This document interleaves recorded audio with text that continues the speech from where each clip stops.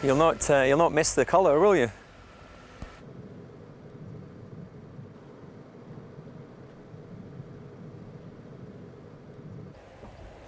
Restyled the front a little bit.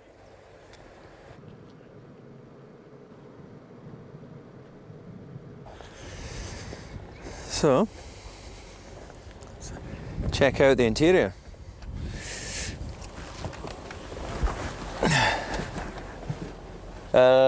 Right, let's give it a go. Let's go e-drive, high performance style.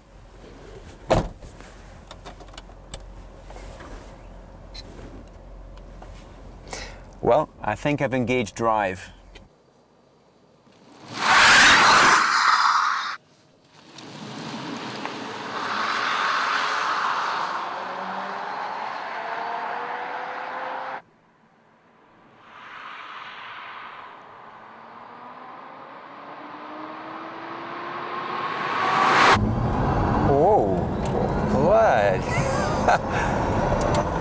The acceleration is awesome. It's instant, but it's smooth. Now that is way, way more than I expected. Try and not hit any of the cones.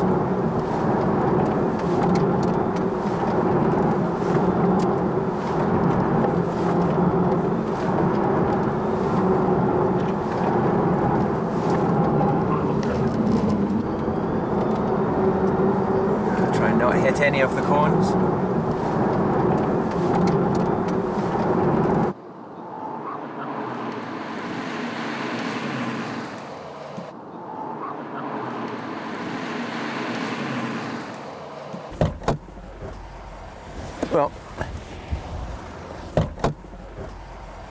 Well,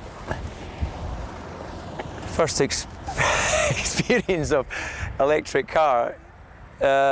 You will not believe the performance. I'm running through these cables here. Yeah. Those clever electronics. Well, you can really see the future for electric cars with this vehicle. And the colour now, you know, when I first saw the colour, I thought, I'm not sure. But with that performance, I love the colour. And did you miss some engine noise? You know, but there's a little purring. So this is the standard socket, yep, like a smart EV and all the electric Daimler electric cars. Yeah. And you just take this one. Can I try? Yeah. So even, I've never done this before, I should be able to do this very easily. Yeah, easy. You put it in, that's it, it starts charging now. And with this standard charge, what would you expect battery between here and the camera?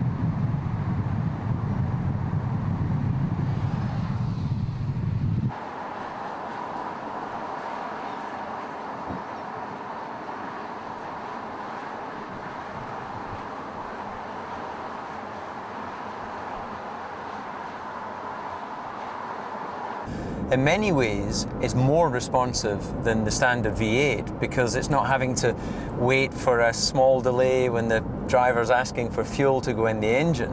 Obviously, the limitation is that it has a single gear, so eventually that ratio will run out of the ability to get to very top speed. But in terms of its 0 to 60 or 0 to 100 and whatever it is kilometers an hour, it's right there with the SLS, which would come over this really funky Norwegian bridge.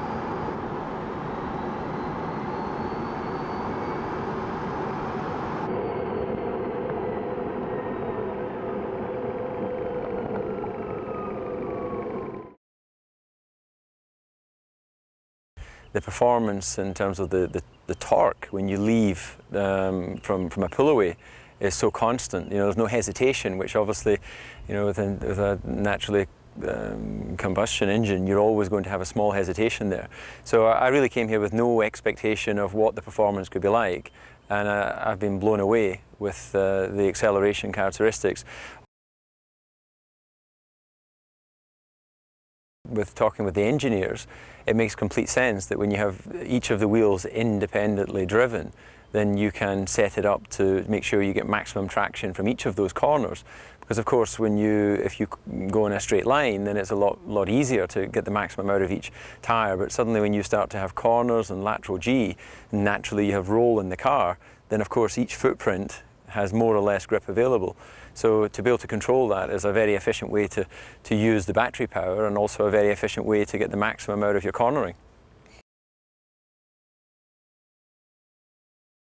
The centre of gravity, ultimately, once they develop the system better, then you'll be able to put all of the battery as low as possible. So the potential for having a better centre of gravity with an electric car is definitely there, because obviously in a normal combustion engine, you have a certain volume which has to sit above the axle line, otherwise it will become a tank.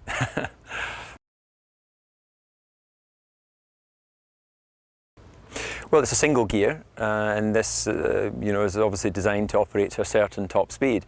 Obviously, if you wanted to achieve very high speeds beyond normal road car driving, then you would need to set the gearing accordingly. But for the sort of driving we're doing here, you just accelerate. You simply pull away. There's no fear of being outside the torque characteristic of the engines, because it's a constant torque from when you start to accelerate.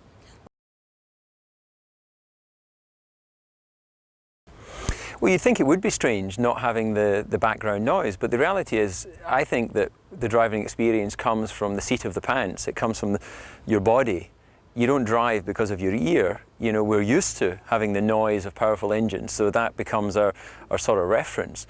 But in actual fact, you can maybe hear in the background, because the car is still powered up, it's humming away, and because you have to cool the system, you have to make sure you keep the batteries at a particular temperature. There is like a noise of the car ticking over, and of course once you accelerate, there's a whining of the moving parts and the actual car itself. So you have the sensation